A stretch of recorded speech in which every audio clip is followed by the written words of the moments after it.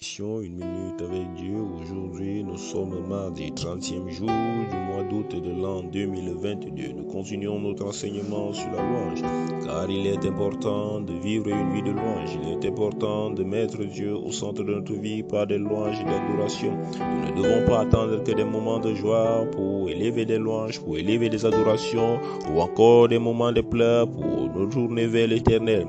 Mais nous devons vivre d'une manière continuelle, que ce soit dans la joie, que ce soit dans les pleurs, à quelle que soit la situation qui nous arrive, nous devons toujours être en train de louer Dieu. Car la Bible nous le dit très clairement dans le livre de Psaume, chapitre 22, le verset 3, que Dieu réside au milieu des louanges. Alors, il est important pour toi que tu crées cette atmosphère pour qu'il soit au milieu de toi. Il y a des personnes qui vivent dans des situations où ils se disent être accablés au-dessus de leur force, où ils se disent que des situations qu'ils vivent sont incontournables, que celles-ci ils ne peuvent pas résister. Ils se disent que le problème auquel ils font face va les conduire directement à la chute. Il n'y a pas un autre moyen de s'en sortir. Alors ils tombent dans des lamentations, ils tombent dans des pleurs. Ils ne voient plus le secours, ils ne voient plus la possibilité de s'en sortir. Lorsqu'ils regardent devant lui, ils voient que du flou ou encore du noir. La barrière est tellement laide devant lui qu'il ne pense plus qu'il est possible pour lui de s'en sortir. Il pense que là se traite de sa vie, il ne regarde qu'à son problème, il ne regarde qu'à ce qui le manque, il ne regarde qu'à sa complication. Alors que la Bible est claire dans le livre de 1 Corinthiens, le chapitre 10, le verset 13. La Bible nous fait comprendre très clairement qu'aucune tentation ne nous est survenue, qu'elle ne soit humaine, et que Dieu qui est fidèle, que Dieu qui nous aime, il ne peut pas nous laisser tomber, mais qu'à chaque tentation, il prévoit un moyen de t'en sortir.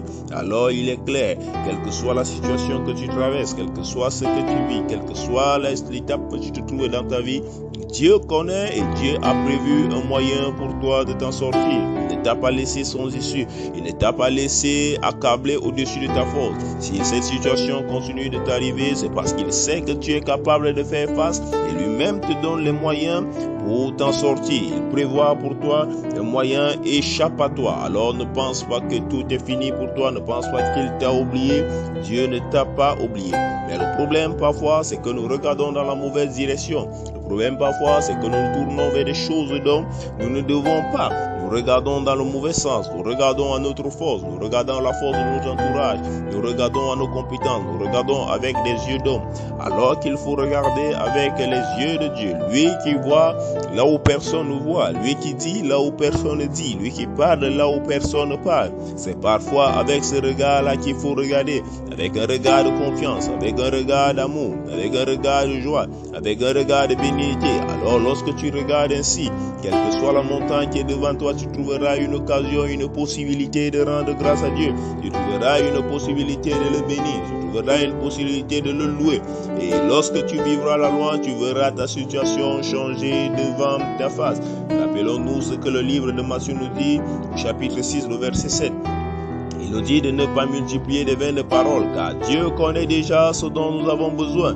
Là où je voudrais que nous attardons en cette matinée, en cette journée, c'est de savoir qu'il dit que Dieu qui est là-haut connaît déjà ce dont vous avez besoin. Cela signifie une chose très claire.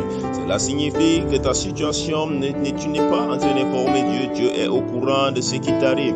Dieu sait ce dont tu as besoin pour sortir de cette situation mieux que toi. Dieu connaît ce qu'il faut faire pour toi. Il connaît où tu veux aller, il connaît ce qu'il te faut. Avant que tu ne le demandes, il le sait déjà. Alors il ne sert à rien d'entrer dans les lamentations, d'entrer dans les pleurs, car il connaît, car il sait ce qu'il faut faire, et il fera certainement ce qu'il doit faire. Il connaît certainement ce qu'il doit faire. Rappelons-nous de cette scène, lorsqu'il y a eu une multitude de foule qui avait suivi Jésus pour en suivre sa parole. La Bible nous fait comprendre qu'ils étaient plus de 5000, et tous ces 5000 personnes avaient besoin à un moment donné lors de la séparation de trouver à manger. Lorsque les disciples venaient auprès de Jésus, il les fit comprendre qu'il était impossible de les nourrir.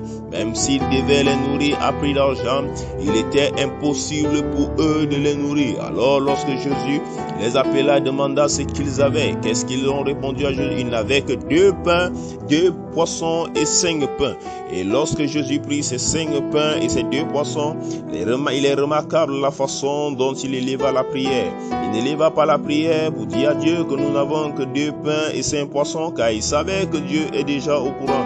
Il n'éleva pas la prière pour supplier à Dieu que Seigneur multiplie ses pains, car il savait que Dieu sait déjà ce qu'il faut faire.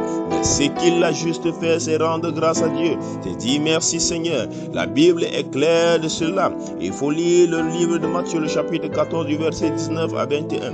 La Bible nous fait comprendre tout ce qu'il a eu à faire, c'est de bénir l'Éternel. C'est de dire merci Seigneur. C'est de rendre grâce à Dieu. Et par la suite, d'une manière automatique, les pains se sont multipliés. Et une multitude de foule a vu manger 5 pains et 2 poissons. Plus de 5000 personnes, et ils furent rassasiés au point où il y a eu du reste. Pareillement dans ta vie, mon frère, ma soeur, tout ce dont tu as besoin, c'est un moment de louange, c'est un moment d'adoration, c'est un moment de remerciement à Dieu. Nous allons continuer notre enseignement demain.